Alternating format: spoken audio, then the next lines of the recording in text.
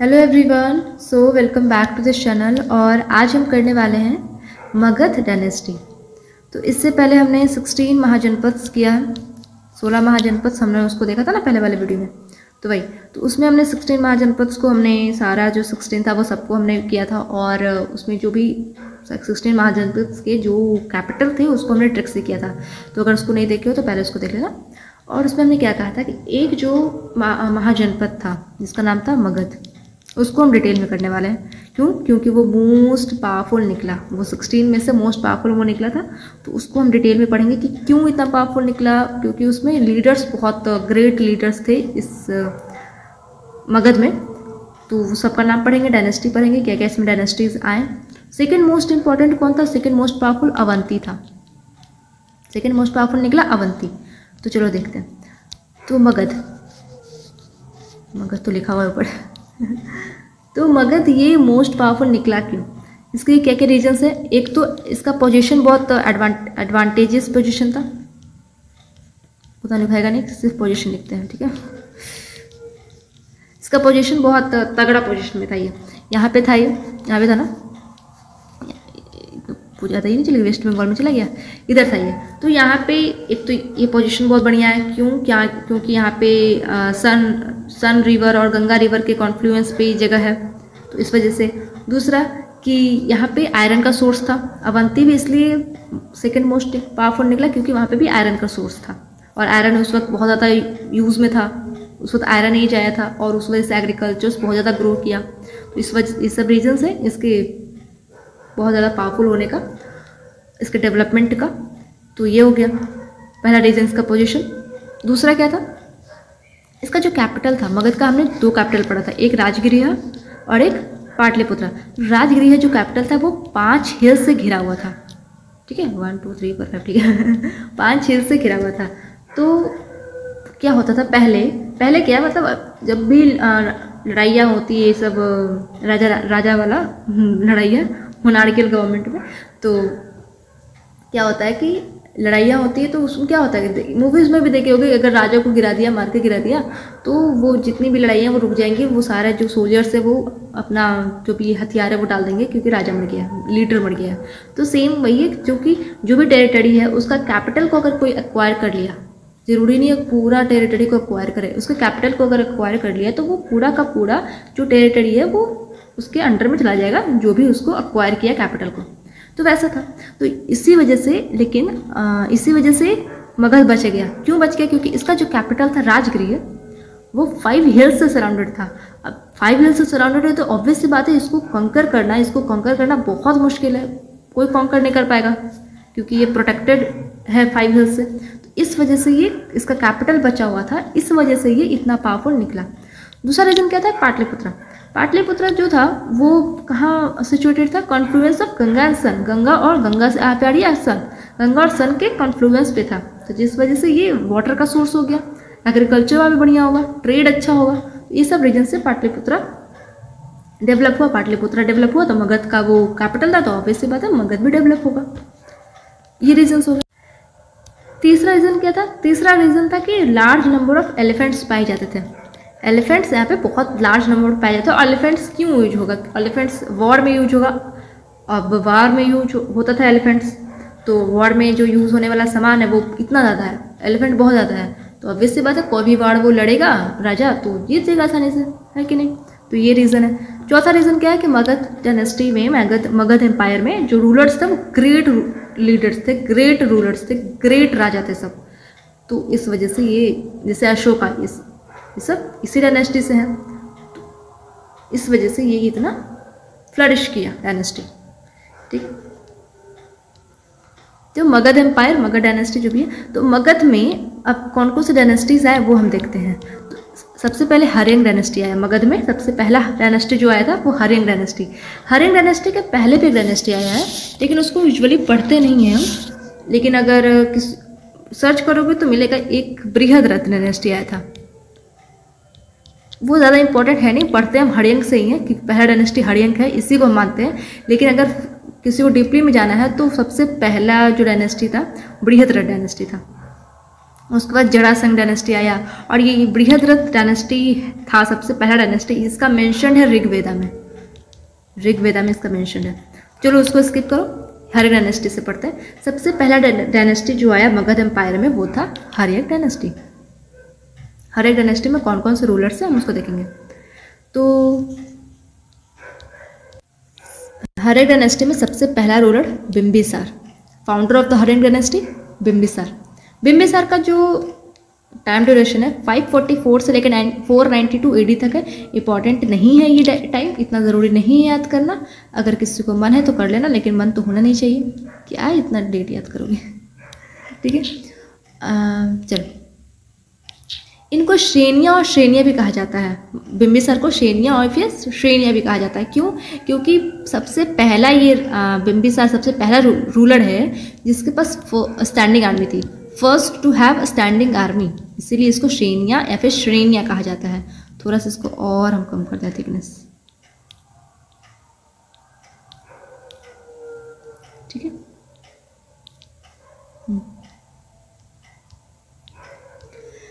ये हो गया श्रेणियाँ। हर्यक डायनेस्टी जो बिंबिसार है वो बुद्ध और महावीर का कंटेम्पररी है। बुद्ध और महावीर एक ही टाइम पे हैं और ये भी उसी टाइम का है।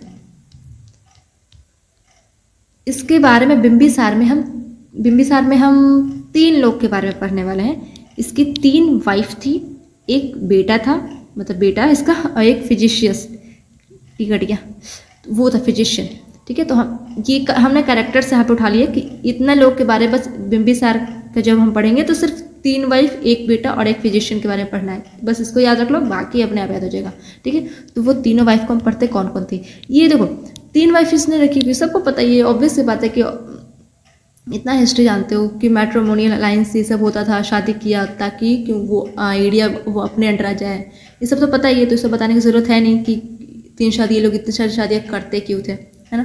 तो सबसे पहला शादी इसने किया, सबसे पहला दूसरा नहीं पता, इसने कौशला के कौशला देवी से किया।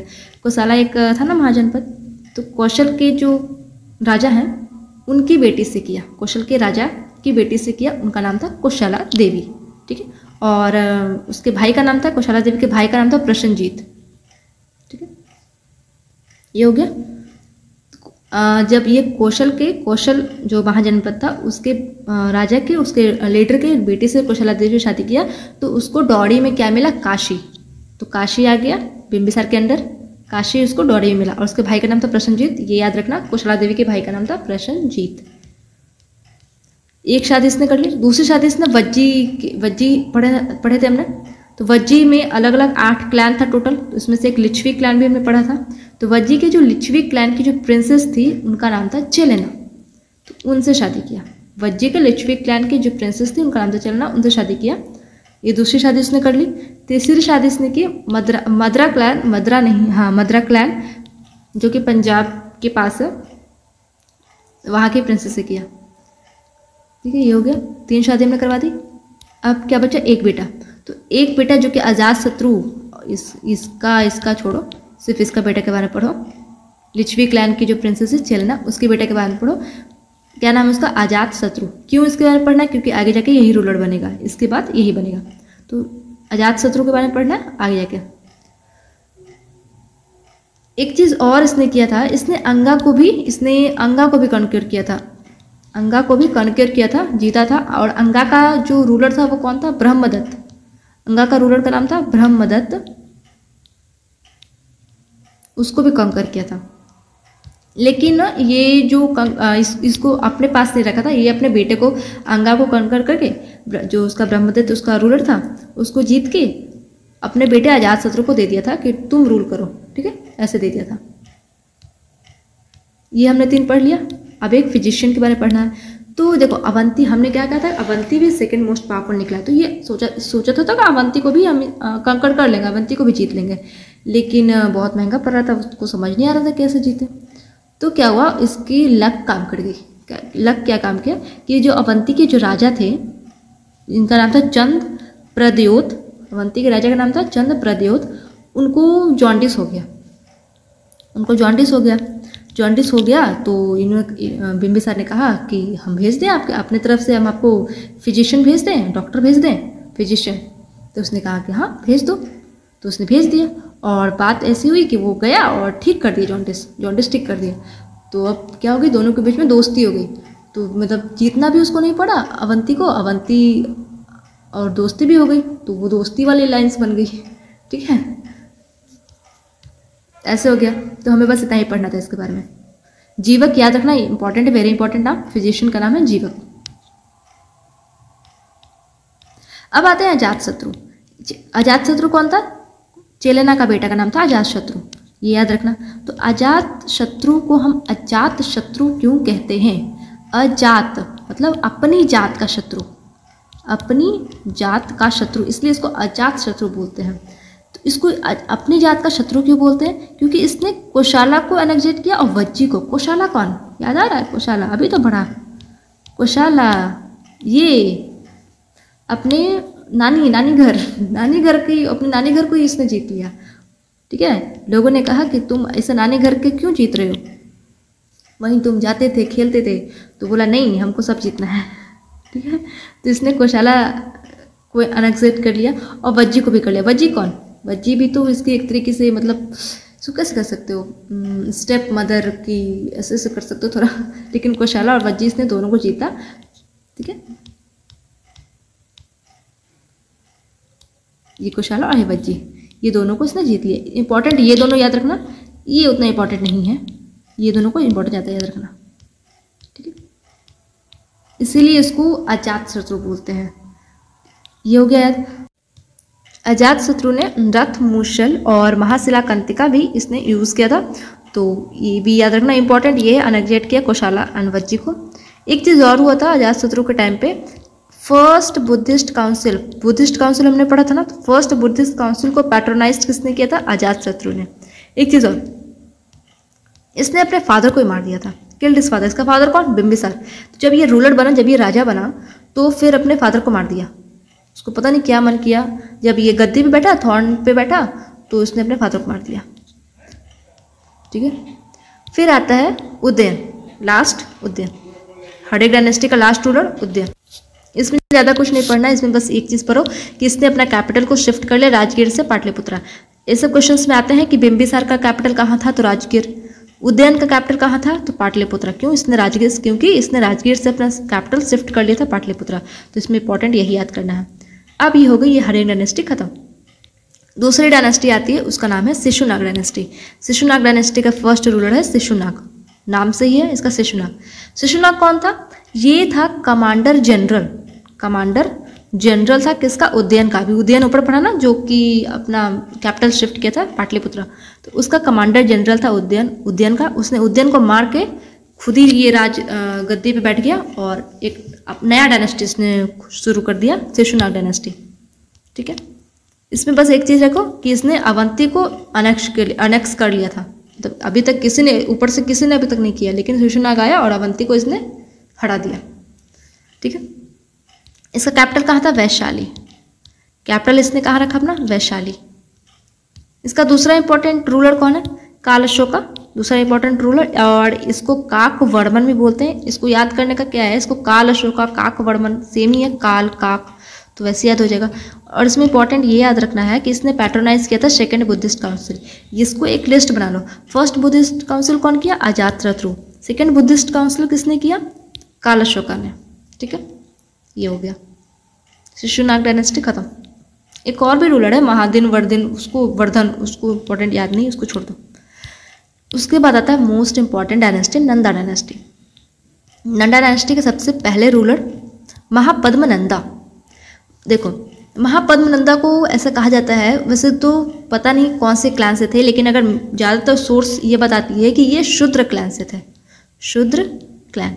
बाकी वो जो था हड़ेक डायनेस्टी और शिशुनाग डायनेस्टी के जो रूलर्स थे, ऊपर हड़ेक डायनेस्टी और शिशुनाग डायनेस्टी के जो रूलर्स हम पढ़ रहे थे, वो लोग क्षत्रिय क्लैन से थे, लेकिन महापद्मनंदा शूद्र क्लैन से थे। इसीलिए इनको एक रथ और एक छत्र भी बोला जाता है। शूद्र क्लैन से थे इसीलिए एक रथ और एक छत्र। और इनको फर्स्ट सम्राट ऑफ इंडिया कहा जाता है और इनको सर्वछंत्रांतक भी बोला जाता है। वाह, मैंने बोल दिया, सर्वछंत्रांतक। ठीक है, एक रथ और एक छत्र याद रखना। एक रथ कैसे याद कर सकते हो कि ये एक अकेला था जो शूद्र क्लैन से आया था, मतलब अभी तक में हिरण्य शिशुनाग में कोई नहीं आया ना, नंदा डायनेस्टी में सबसे पहला यही आया महापद्म नंदा ही, जो कि शूद्र क्लैन से था। तो इसको एक से याद रखना कि एक अकेला ही जो आया था जो शूद्र क्लैन से आया था, याद हो जाएगा। और एक से याद हो जाएगा तो फर्स्ट याद कर लेना, फर्स्ट सम्राट ऑफ इंडिया भी यही है, एक भी यही है, फर्स्ट भी यही है, ठीक है। इसलिए अपने आप को सम्राट का टाइटल दिया था, इसीलिए फर्स्ट सम्राट ऑफ इंडिया इसको कहा जाता है। और इसमें ऊपर से कोई ट्रिक की ज़रूरत है नहीं, हर्य डायनेस्टी डायरेक्ट याद हो जाएगा, हर्यक, शिशुनाग, नंदा डायनेस्टी, बिम्बिसार, BAU, ये सब ट्रिक की ज़रूरत है क्या? ये सब तो डायरेक्ट ही कर लोगे, बहू कर लेना, बहू। फिर शिशुनाग कालसोका, नाम से ही शिशुनाग। फिर नाग से कर लेना, नाग जो है वो काला है, तो ये हो गया शिशुनाग के बाद कालसोका है, ऐसे हो गया, ठीक है। फिर ऊपर देखते हैं कुछ कर सकते हैं क्या, बिम्बिसार, अजात शत्रु, ये तो डायरेक्ट याद कर लेना। बिम्बिसार दोनों अपनी जो माँ थी उसके एरिया को इसने अक्वायर किया था, तो अजात अपने जात का शत्रु, तो अजात शत्रु, तो नाम से याद हो जाएगा।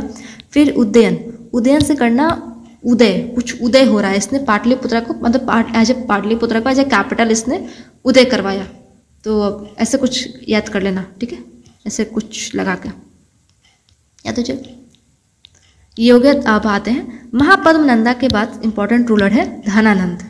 धनानंद को दो नाम से जानते हैं, एक्सैंड्रमस और अग्रामस, ये दोनों नाम याद कर लेना। मतलब अगर परसेंटेज पूछा जाए तो कह सकती हूँ मैं 80% इम्पॉर्टेंट है, कर लेना, ठीक है। इसमें कुछ ज़्यादा पढ़ना नहीं है, इसमें बस एक ही चीज़ पढ़ना है कि इसके टाइम पे जो अलेक्जेंडर जो था वो इन्वेड किया था इंडिया को। इंडिया में सबसे धनानंद के टाइम पे ही अलेक्जेंडर इंडिया में इन्वेड किया था, घुसा था। थोड़ा चलते हैं अलेक्जेंडर के बारे में देखते हैं। अलेक्जेंडर यहाँ आया क्यों था? अलेक्जेंडर यहाँ ऑब्वियस सी बात है, यहाँ पे वेल्थ वगैरह पैसा वगैरह देख के यहाँ आया था। इसको सबसे पहले यहाँ पे अलेक्जेंडर नहीं आया था, इससे पहले यहाँ पे पर्शियंस आए थे। हमारे यहाँ पर्शियंस आना शुरुआत किए थे ऐसे करके, उधर से पर्शियंस आए थे। पर्शियंस में एक राजा है डेरियस, वो सब आया था। फिर आया धीरे धीरे, फिर ग्रीक से आया, ग्रीक से फिर अलेक्जेंडर आया, ठीक है। इसको ईरानियन ने बताया था कि ऐसे बहुत वेल्थ है इंडिया में, तो चलो इसने सोचा कि चलो चलते हैं इंडिया, भाई सब तो जीत ही लिया मैंने। ये 32 ईयर्स के एज में मरा, अलेक्जेंडर जो था 32 ईयर्स के एज में मर गया था, ठीक है। और इतनी कम उम्र में इसने बहुत बड़ा टेरिटरी इसने एक्वायर किया था, बहुत ग्रेट रूलर था मतलब, ठीक है। और इसको ऐसा माना जाता है कि इसको कोई नहीं हरा सकता था, मतलब कोई भी नहीं इसको हरा सकता था। और लास्ट में जाके इसको हराया किसने? इसको अपने ही इसके आर्मी ने इसको हराया था, ठीक है। तो ऐसे ऐसे तो अलेक्जेंडर इधर से आ रहा है। तो अलेक्जेंडर ऐसा नहीं है कि वहाँ से स्टार्ट हुआ था आना सिर्फ इंडिया के लिए ही कि चलो सीधे इंडिया चलते हैं, नहीं, इधर से आ रहा था। सब जो भी एरिया इसके रास्ते में आ रहा था सबसे ये लड़ते हुए आ रहा था, सबको अक्वायर करते हुए आ रहा था, ठीक है। तो सिर्फ ये इंडिया नहीं आ रहा था, सबको अक्वायर करते हुए इधर से आ रहा था। तो अपनी पूरी आर्मी लेके आ रहा था। तो यहाँ आते आते जब यहाँ इंडिया के बाउंड्री पे जब आया तो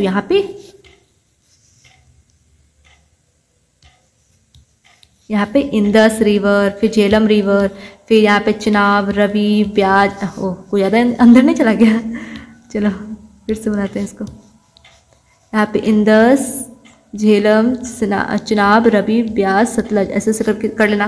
तो जब ये ऐसे आ रहा था तो इंदस रिवर के पास जो राजा है अंबी, कैपिटल क्या था उसका? तक्षशिला वाले एरिया में यहाँ के राजा कौन थे? अंबी। तो वहाँ पे बोला इसने कि देखो भाई हम आ गए हैं, हो गई है हमारी एंट्री तुम्हारे इंडिया में। अब क्या है कि तुम्हारे पास हम देते हैं 2 ऑप्शन। पहला कि तुम तो चुपचाप हट जाओ मेरे रास्ते से, दूसरा कि हमसे लड़ाई कर लो। तो अंबी बोला कि हाथ खड़े कर दिया कि भाई साहब हमसे नहीं लड़ना आपसे, आप जाओ, हम आपको एंट्री देते हैं, ठीक है। तो अंबी से बिना लड़े ये अंदर आ गया। अंबी से इसको लड़ना नहीं पड़ा, तक्षशिला इसको जीतना नहीं पड़ा, ये अपने आप तक्षशिला को जीत लिया। अब आता है यहाँ पे झेलम नदी। झेलम नदी के पास जो यहाँ पे जो राजा थे उनका नाम था पोरस। इसको भी सेम ऑफर दिया, या तो हमको जाने दो या तो हमसे लड़ लो। तो पोरस बोला कि तुमको ऐसे जाने तो नहीं देंगे, ठीक है, तो चलो लड़ाई करते हैं। तो यही लड़ाई यहाँ पे हुई थी, बैटल ऑफ हेडपस। यही हमने पढ़ा था ऊपर, बैटल ऑफ हेडपस यहाँ पे लिखा हुआ है, किसके साथ हुई थी? पोरस के साथ। रिवर कौन सा था? झेलम। तीनों याद रखना है, battle of Hydaspes with Porus, river, Jhelum. कब हुआ था? 326 BC, 326 BC में हुआ था। ठीक है, ये हो गई झेलम। फिर चिनाब, फिर रवि, ब्यास, ये सब फिर आया, जीतते जीतते हुए आया। देखो पोरस को हरा दिया था ये, ठीक है, पोरस को हरा दिया था, लेकिन फिर भी ये जो पोरस जिस तरीके से लड़ा तो इससे बहुत इसको अच्छा लगा कि वाह, यहाँ के जो लोग हैं, इंडियन जो सोल्जर्स से इतने अच्छे से लड़ते हैं, ऐसे लिखा हुआ है किताबों में। ये बहुत क्या बोलते हैं, खुश हो गया, इंस्पायर्ड हो गया। ठीक है, लेकिन फिर भी हरा दिया था पोरस को। तो फिर यहाँ आया। फिर जब सतलज आया, सतलज आते आते फिर ये मतलब ख़त्म, उसके आगे ये नहीं भर पाया। ये सिर्फ यहाँ ब्यास तक ही जीता, सतलज के बाद ये नहीं जीत पाया। क्यों? क्योंकि सतलज के बाद था धनानंद। कौन था? सतलज के बाद धनानंद था। और इसके आर्मी बोली कि देखो अलेक्जेंडर भाई साहब, अलेक्जेंडर राजा जी, पोरस जो जिस तरीके से लड़ा, हमने देख लिया कि यहाँ के लोग कैसे लड़ते हैं। अब हमारे अंदर हिम्मत नहीं है कि हम आगे लड़ सकते हैं, धनानंद को अब हम हरा सकते हैं। ये बहुत इंपॉर्टेंट रूलर है, बहुत पावरफुल रूलर है, हम इसको नहीं हरा सकते। ऑलरेडी हम बहुत थक चूड़ हो चुके हैं, हमको जाना है घर, हमको चलो वापस, अभी चलो, हम आगे नहीं लड़ेंगे। तो फिर यहाँ पे इसके जो आर्मी थी उसने अपनी मतलब ख़त्म कर दिया कि अब हम नहीं लड़ेंगे, हाथ उसने नीचे कर दी। फिर अलेक्जेंडर को फिर वापस मतलब जाना पड़ा, वही फिर ख़त्म, यहाँ से उसको वापस जाना पड़ा। ठीक है, तो यही है कहानी, और क्या। ये हो गया बैटल ऑफ हाइडप्पस। इसको इंपॉर्टेंट याद रखना, डेट याद रखना, पोरस के साथ हुआ था, और रिवर झेलम। ठीक है, एक चीज़ याद रखना, PYQ है कि अलेक्जेंडर के ट्यूटर का नाम क्या है? अलेक्जेंडर के ट्यूटर का नाम है अरिस्टोटल। ठीक है, और अभी जो हमने ऐसा करके जो ऐसे बनाया ना, इसको बना लेना अपने नोट्स में, ताकि ये थोड़ा याद हो जाए आसानी से। ठीक है, और भी कुछ है, सेल्गस नेटर, ये सब कैरेक्टर्स हैं इसमें, तो उसको हम आगे करेंगे मौर्यन डायनेस्टी में। ठीक है,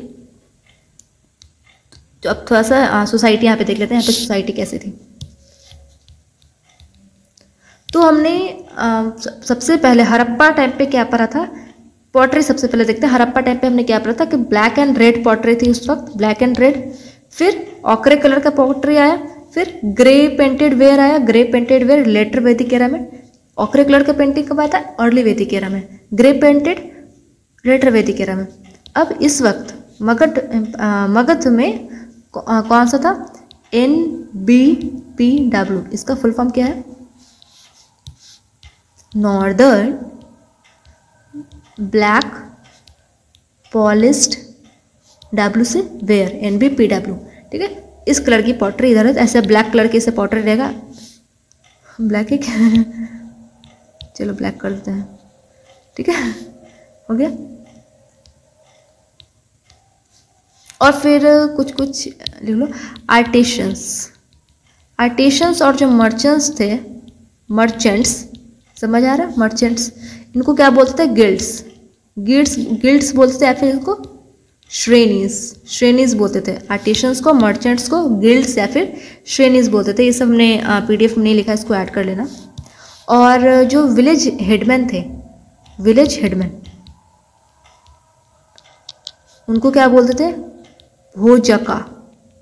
भोजक, और या फिर ग्रामीणी, या फिर ग्रामीणी भोजक,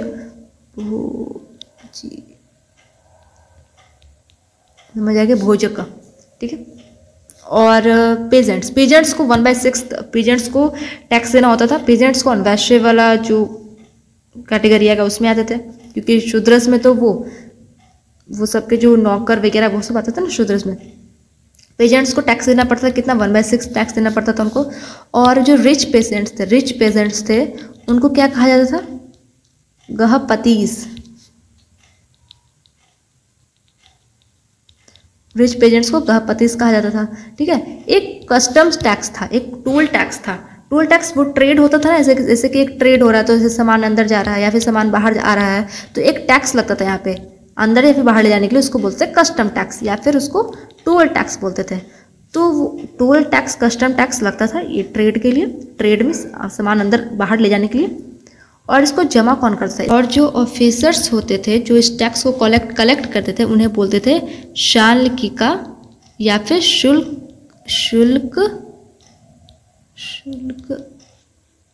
शुल्काध्यक्ष, ठीक है, अध्यक्ष लिख लेना, शुल्काध्यक्ष। शुल्क का मतलब ही होता है टैक्स।